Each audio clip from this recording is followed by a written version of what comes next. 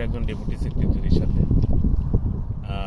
উনি এখন বাংলাদেশের গুরুত্বপূর্ণ একটা জায়গায় দায়িত্ব পালন করছেন।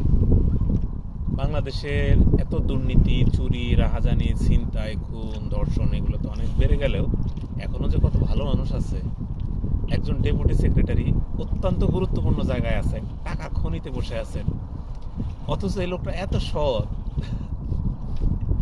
আমার কাছ থেকে মাঝে মাঝে সে টাকা ধার নেয় যখন সে ডিফিকাল্টিস ফেস করে। এরকম হয়েছে কয়েকবার যে ভাই আপনার কাছে টাকা আছে কিনা, কত টাকা, হ্যাঁ আছে। তো এরকম কয়েকবার আমি তাকে টাকা ধার দিছি।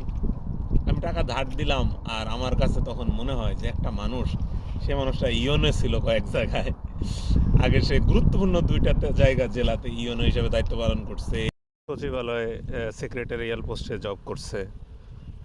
বর্তমানে উনি হচ্ছে ডেপুটি সেক্রেটারি।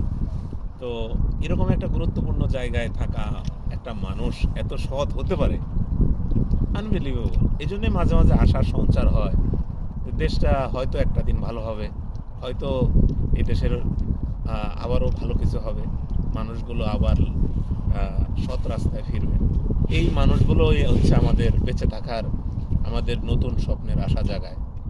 আমি ওনার জন্য দোয়া করি এবং আল্লাহর কাছে প্রার্থনা করি যে এই ধরনের ডেপুটি সেক্রেটারি বা এই ধরনের ভালো পজিশনে যারা আছেন তারা যেন বেশি বেশি বেশি বেশি সৎ লোক যেন এই ধরনের জায়গাগুলোতে নিযুক্ত হয়।